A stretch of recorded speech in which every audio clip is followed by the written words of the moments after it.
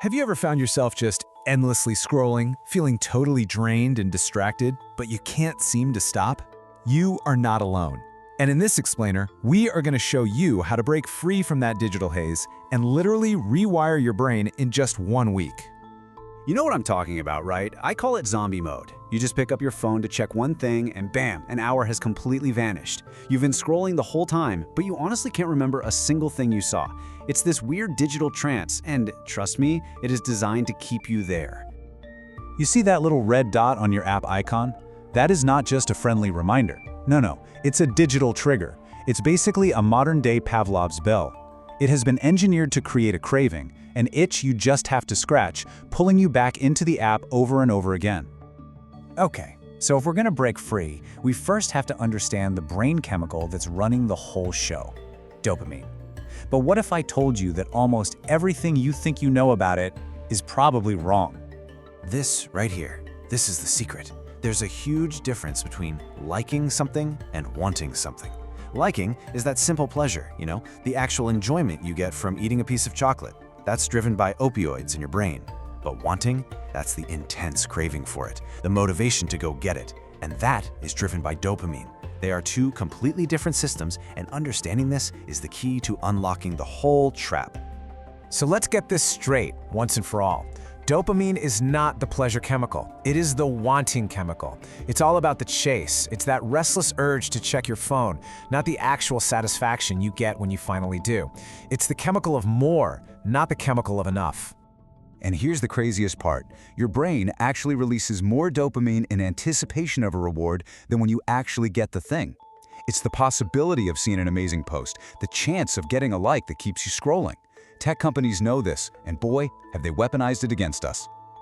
So if dopamine is all about anticipation and that unpredictable feeling, then your phone isn't really a phone anymore, is it?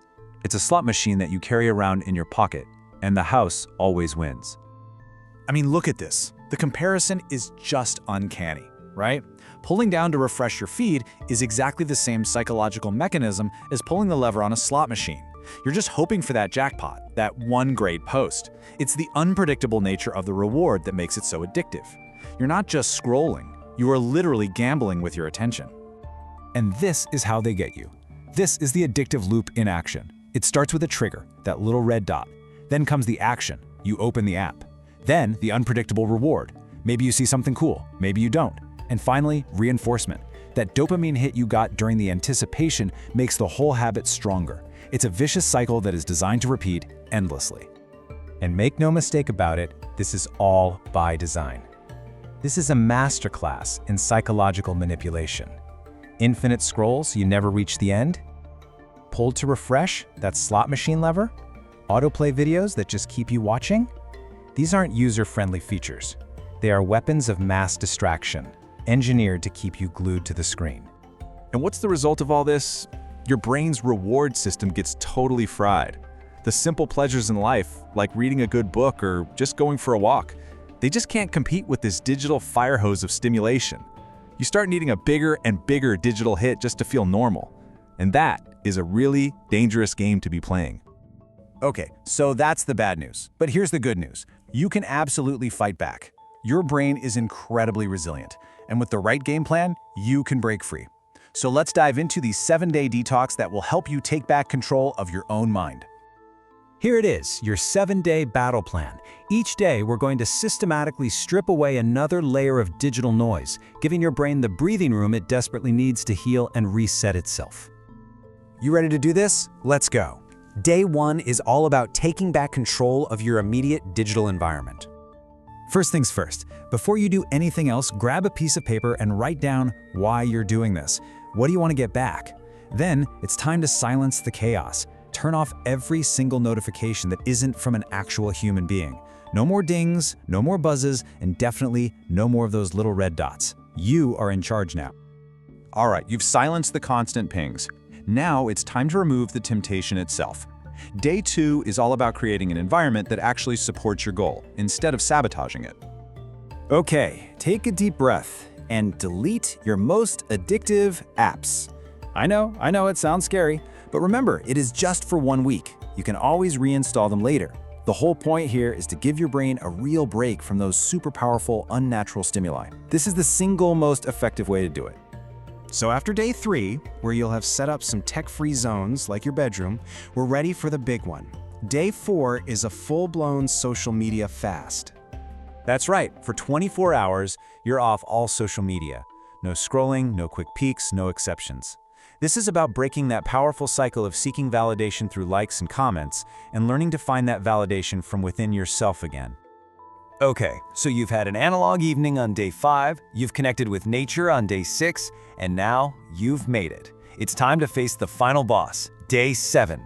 This is the day you prove to yourself, once and for all, that you are back in control. Welcome to the Digital Sabbath. For the next 24 hours, you are going completely, totally offline. No phone, no computer, no TV, nothing. Plan a day filled with real, tangible experiences. This is your chance to give your brain's reward system a full day of rest and to reconnect with the world and with yourself. Now, after a week of this, you're going to start to feel something you maybe haven't felt in a very long time: boredom.